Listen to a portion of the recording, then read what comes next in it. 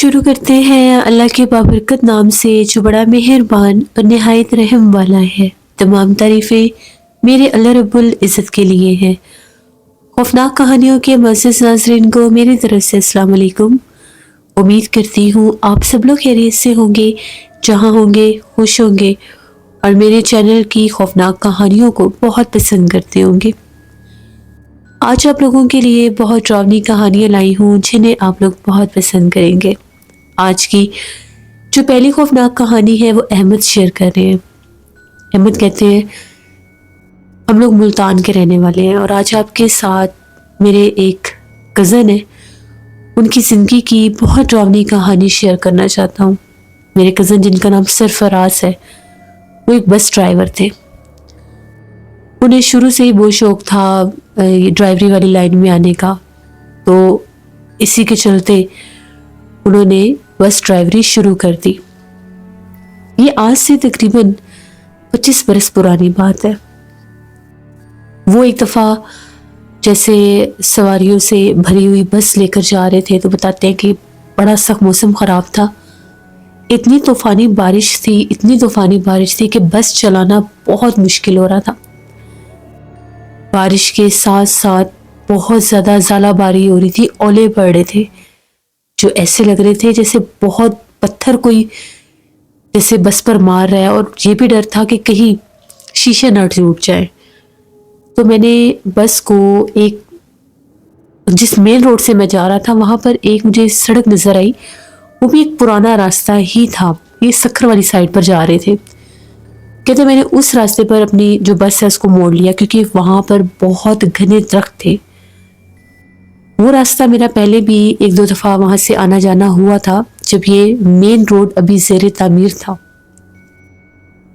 تو میں نے اس راستے پر جب اپنی بس ڈالی، وہاں پر گھنے درختوں کی وجہ سے کافی زیادہ بچت ہو گئی۔ وہ جو ژالہ باری ہو رہی تھی اور اولے گر رہے تھے، ان سے سارے جو مسافر تھے بہت ڈرے ہوئے تھے، بچے بھی رو رہے تھے، اور وہ سب بار بار یہی کہہ رہے تھے کہ تھوڑی دیر کے لیے آپ بس کو روک دیں، کیونکہ جتنی شدید آندھی تھی اور بارش اور اس کے ساتھ ژالہ باری تھی، اللہ نہ کرے کوئی ایکسیڈنٹ یا بس کے الٹنے کا بھی ڈر تھا، کیونکہ سڑکیں بہت زیادہ گیلی اور سلپری ہوئی ہوئی تھی۔ ہم لوگوں نے ایک جگہ پر گاڑی روک لی، میں نے اب اس سڑک پر میں آ گیا، شکر ہے کہ وہاں پر کچھ بچت ہو گئی، لیکن سڑک اتنی سنسان اور ویران تھی۔ قریب رات 1:30 پونے 2 بجے کا ٹائم ہوگا، اور وہاں پر آس پاس کوئی بھی آبادی نہیں ہے۔ وہ بالکل ایک ویران علاقہ، ویران جگہ ہے جہاں سے بس نکال کر آگے مین ہائی وے کی طرف ہم لوگ اس سے ملتے ہیں جا کے۔ ایک قسم کا وہ ایک پرانا راستہ بھی اس کو کہتے ہیں۔ اس کے بعد جب وہ مین روڈ بنا تو آگے وہ ہائی وے سے ڈائریکٹ لنک ہو گیا، تو پھر اس راستے پر ٹریفک بہت کم ہو گئی۔ کافی دیر کھڑے رہنے کے بعد جو سواریاں تھیں وہ بھی تھوڑی سی ذرا نارمل ہوئی، خوف تھوڑا کم ہوا۔ سارے مسافر تقریباً سو گئے تھے۔ بارش ابھی بھی زوروں پر تھی، بادل گرج رہے تھے، بجلی چمک رہی تھی، بہت طوفانی رات تھی، سنسان سڑک تھی۔ ایک دم سے مجھے ایسا لگا جس طرح سے سامنے سے کچھ لوگ چلتے ہوئے آ رہے ہیں۔ اتنی رات کو سنسان ویران راستہ، اتنی بارش میں بھلا کون ہو سکتا ہے، وہ بھی پیدل۔ سفید ان کے کپڑے تھے اور وہ بہت زیادہ تعداد میں تھے۔ میں نے جتنے وہ لوگ دیکھے، نہ کرتے کرتے بھی 15 سے 20 لوگ وہ تھے، بالکل سفید لباس، اور ایسے لگ رہا تھا جیسے انہوں نے اپنے سروں کے اوپر بھی سفید کپڑے اوڑے ہوئے ہیں، جیسے بارش سے بچنے کے لیے سر کے اوپر کوئی ہم لوگ جیسے کوئی کپڑا وغیرہ کرتے ہیں، بالکل ویسے ہی۔ مجھے سمجھ میں نہیں آ رہا تھا یہ اتنے زیادہ لوگ آخر آ کہاں سے رہے ہیں۔ میں نے بس کی ہیڈ لائٹس آن کی تو ان میں نے دیکھا وہ بہت زیادہ تعداد میں تھے۔ میں بہت زیادہ ڈر گیا، اور وہ بڑے آہستہ آہستہ قدموں سے آگے بڑھ رہے تھے، اور جیسے عجیب و غریب آوازیں بھی گونجنے لگ گئی۔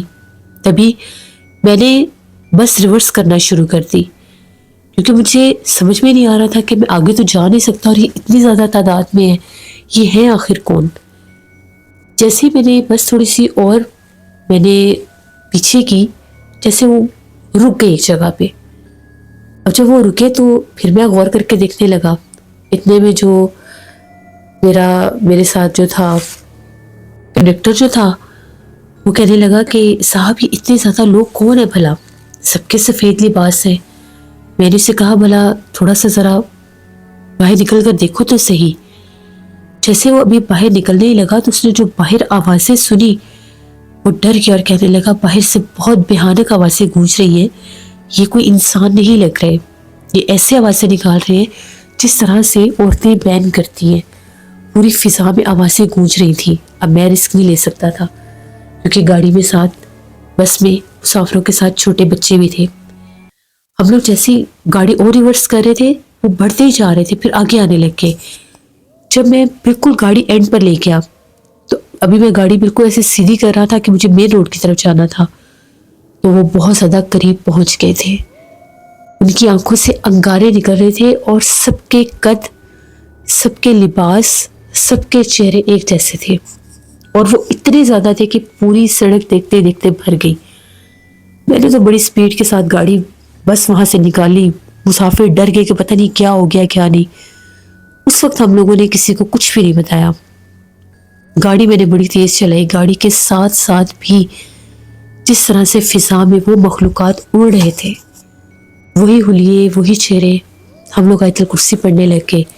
اب اسی بس میں ایک دو مسافر جو تھے وہ بزرگ بھی تھے، شاید حافظ قرآن تھے. انہوں نے قرآن پاک کی تلاوت شروع کر دی. جب انہوں نے قرآن پاک کی تلاوت شروع کی، جو مخلوقات تھی وہ ہوا میں جس طرح سے آگ کے شعلے اور انگارے ہوتے ہیں اس طرح سے وہ پھٹنے لگ گئے اور جیسے غائب ہو گئے. کافی آگے آ کر ہائی وے پر ہم لوگ ایک پیٹرول پمپ آیا، وہاں پر رکے. میں نے سب سے کہا کہ اگر کسی نے فریش ہونا ہے، واش روم میں جانا ہے تو آپ لوگ ہو لیں، کیونکہ اس کے بعد سٹاپ کافی آگے تھا جا کے. تو کچھ لوگ جو تھے انہیں فریش ہونا تھا، وہ باتھ روم وغیرہ میں گئے. تو وہ بزرگ میرے پاس آئے اور آ کر کہنے لگے بہت اچھا کیا جو تم نے ٹائم سے وہاں سے گاڑی نکال لی تھی. وہ جو تم دیکھ رہے تھے وہ بہت سخت جنات تھے اور وہ جنات کی پوری جماعت تھی، پورا قبیلہ تھا ایک. اگر گاڑی وہاں سے نہ ہٹائی جاتی تو شاید وہ ہماری بس کو کچل دیتے یا پلٹ دیتے. یہ راستہ بہت ویران اور سنسان ہے، دوبارہ کبھی بھی اتنی رات کو اس پرانے راستے کی طرف مت آنا. کہا یہ جاتا ہے کہ اکثر طوفانی بارشوں میں، طوفانی راتوں میں جنات کے بہت بڑے بڑے قبیلے، جنات کے بہت بڑے بڑے قافلے ایک جگہ سے دوسری جگہ جاتے ہیں. بعض اوقات وہ اپنا آپ ظاہر بھی کر دیتے ہیں، جس طرح سے یہ جو جنات تھے ان جنات نے اپنا آپ ظاہر کیا. میں بہت زیادہ ڈر گیا ان کی یہ بات سن کر، اور میں نے انہیں کہا کہ میں ایک دو بار پہلے بھی اس راستے سے آیا ہوں لیکن دن کے ٹائم، کبھی بھی رات کے وقت اس راستے سے میرا آنا جانا ہوا ہی نہیں. یہ پہلی بار تھی کہ میں نے ژالہ باری اور بارش سے بچنے کے لیے اس پرانے راستے کی طرف اپنی بس کو ڈالا تھا کہ میں اس راستے سے آگے ہائی وے کی طرف چلا جاؤں گا. یہ راستہ لمبا ہے اور خاصا لمبا ہے. تو وہ کہنے لگے کہ چاہے جو بھی ہو جائے دوبارہ اس راستے کی طرف مت آنا. اس راستے کے آس پاس جو درخت ہیں، جو ویرانے ہیں، وہاں پر بہت زیادہ جنات ہیں. میں نے کہا کہ آپ اتنی زیادہ معلومات جنات کے بارے میں کیسے رکھتے ہیں؟ تو ان کا یہ کہنا تھا میں ایک حافظ قرآن ہوں. میں جس مدرسے میں قرآن پاک پڑھتا تھا اس وقت میں بچہ تھا، تو ہمارے استاد صاحب جو ہمیں قرآن پاک پڑھاتے تھے تو وہاں پر ایک لڑکا تھا جو انسانی روپ میں تھا، مسلمان جن تھا. وہ قرآن پاک پڑھتا تھا ہمارے ساتھ. پہلے تو ہمیں پتہ ہی نہیں چلا کہ وہ انسان ہے یا جن ہے. تو ایک دفعہ ہمیں جب اس پر شک ہوا، کیونکہ وہ ایک دم سے آ جاتا تھا ایک دم سے غائب ہو جاتا تھا، تو ہمارے جو بڑے قاری صاحب تھے انہوں نے بتایا تھا یہ انسان نہیں ہے، یہ مسلمان جن ہے. تو جب ہمیں پتہ چلا اس کے بعد اس نے پورا قرآن حفظ کیا تھا ہمارے ساتھ. تو اس نے جنات کی کچھ اقسام بتائی تھی جس میں اس نے یہ کہا تھا کہ ہم مسلمان جنات ہیں، ہم کسی کو نقصان نہیں دیتے، لیکن اگر ہمارے بارے میں کسی کو پتہ چل جائے پھر ہم وہاں سے چلے جاتے ہیں. ہماری مجبوری ہے کیونکہ ہم کسی کو بھی نقصان نہیں دے سکتے. مسلمان جنات، اور بالخصوص جب وہ قرآن پاک کی تعلیم حاصل کرنے کے لیے پھر اس نے بتایا تھا کہ جب طوفانی بارش ہوتی ہے، جب بہت زیادہ آندھی طوفان ہوتا ہے، اس میں بہت زیادہ تعداد میں جنات کے قافلے بھی ہوتے ہیں جن کی آوازیں بھی گونجتی ہیں ان ہواؤں میں اور فضاؤں میں، اور یہ ایک جگہ سے دوسری جگہ نقل مکانی بھی کرتے ہیں۔ جب انہوں نے یہ بات بتائی میں سن کر بہت ڈر گیا۔ اس کے بعد ہم لوگوں نے اپنا سفر دوبارہ شروع کیا اور جا کر اپنی منزل مقصود پر ہی میں نے وہ بس روکی۔ سکھر میں وہ لوگ پہنچے، وہاں پر دن بھر وہ کہتا ہے کہ ہم نے آرام کیا، رات کو پھر ہم لوگوں نے اگلا ٹائم لے کر نکلنا تھا۔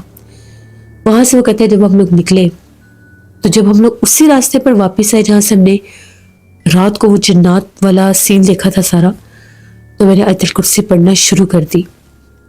ہم لوگ اس راستے سے جب گزر رہے تھے اور وہ پرانا راستہ، وہی سڑک جب آئی، اینڈ پر سڑک کے درمیان میں اتنی زیادہ آگ چل رہی تھی، ایسے لگ رہا تھا جیسے پتہ نہیں وہاں پر ہو ہی کیا رہا ہے۔ میں نے دل میں سوچا کہ مانو یا نہ مانو یہ بھی جنات کا ہی کوئی چھل ہے جو انہوں نے اس ویرانے میں آگ لگائی ہوئی ہے، آگ لگائی ہوئی ہے کہ کوئی انسان اس طرف آئے اور وہ ان کو نشانہ بنا سکے۔ تو میرے کزن کی ایک کہانی تھی سرفراز کی، وہ اکثر ہمیں یہ بات بتاتا تھا۔ اس کے بعد وہ جاتا رہا سفر پر، کافی عرصہ اس نے ڈرائیوری کی، پھر اس کے بعد وہ سعودی عربیہ چلا گیا، وہاں پر بھی وہ جیسے کیب ڈرائیور ہی ہے اور ابھی بھی وہ کیب ڈرائیور ہی ہے۔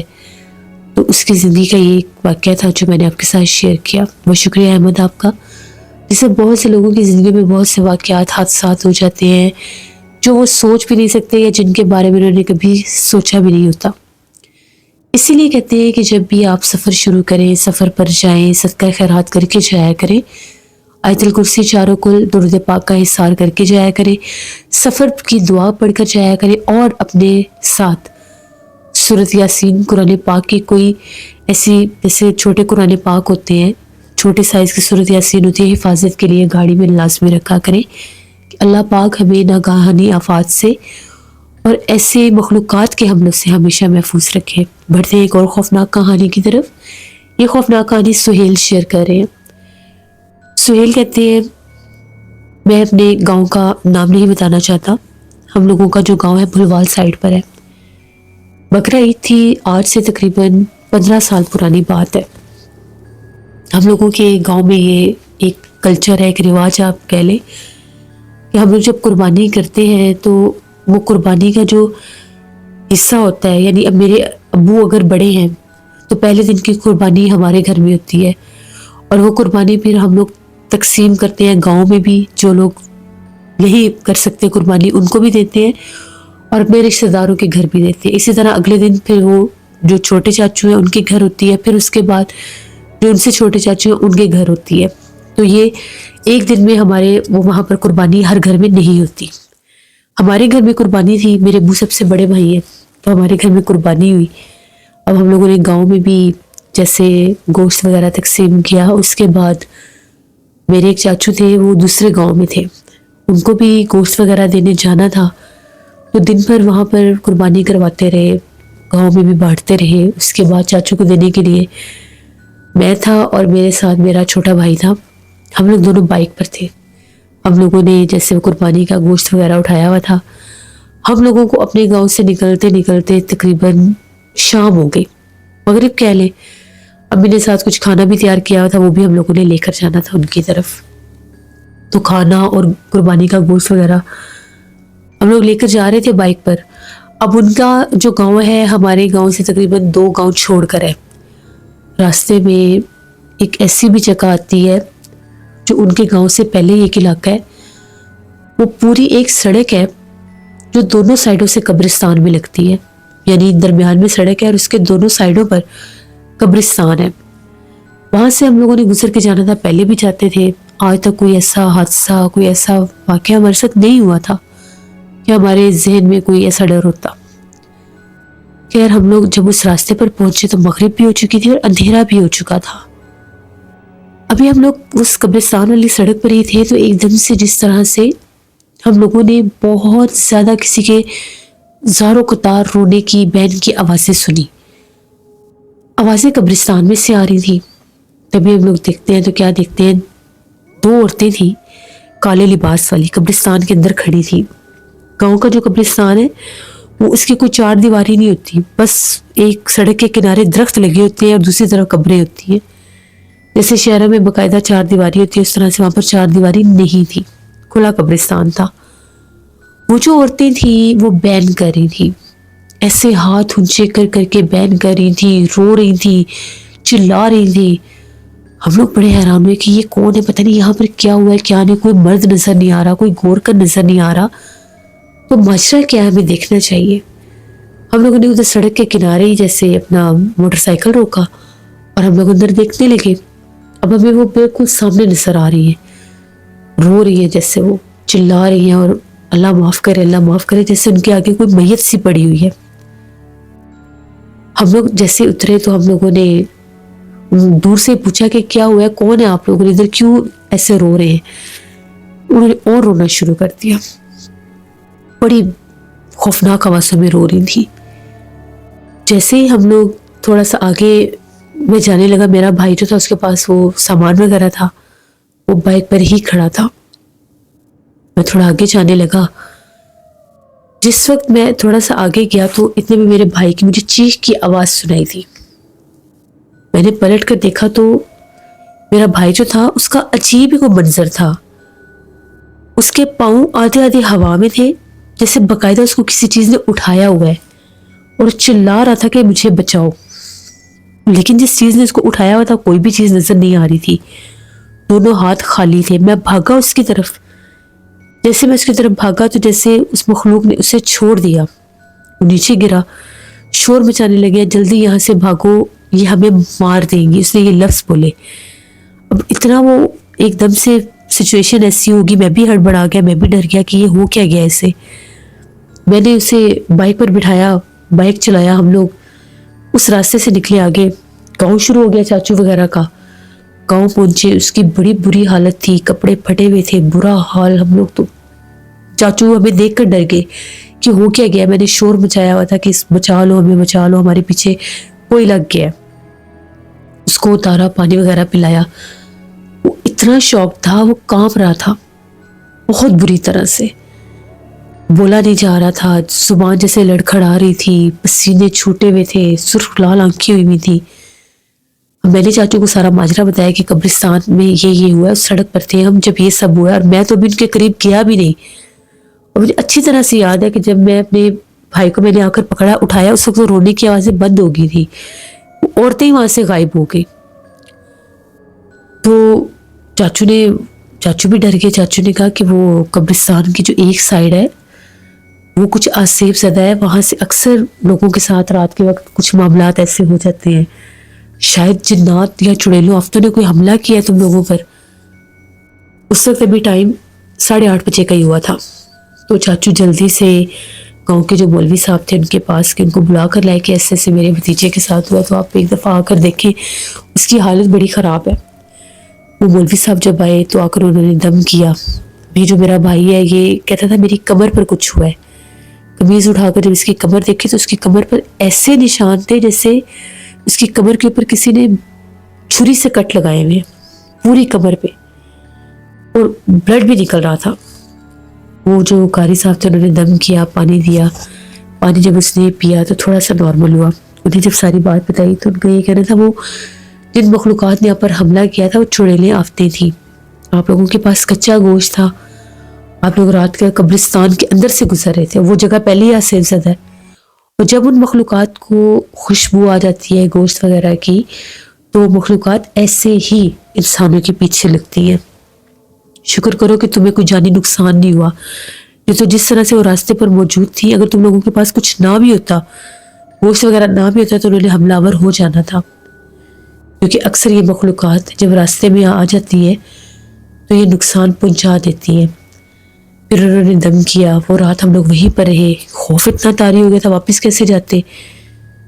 اور ابو وغیرہ جو تھے اس وقت ہم لوگوں کے گاؤں میں صرف ایک ہی وہ فون آتا تھا پی ٹی سی ایل کا، اور وہ بھی جیسے گاؤں کے ایک ہی گھر میں تھا.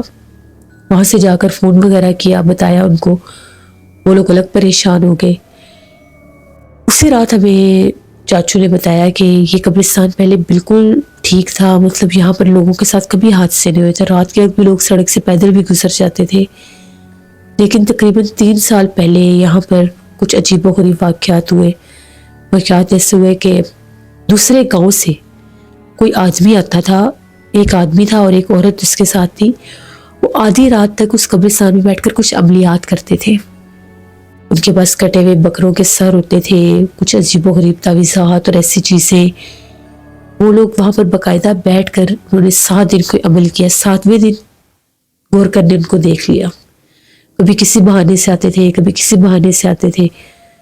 جب 7ویں دن گورکن نے انہیں دیکھا تو عمل ان کا ادھورا رہ گیا، اس نے ان کو وہاں سے بھگا دیا۔ بس ان کے بھاگنے کے بعد وہ جگہ صرف زدہ ہوگی۔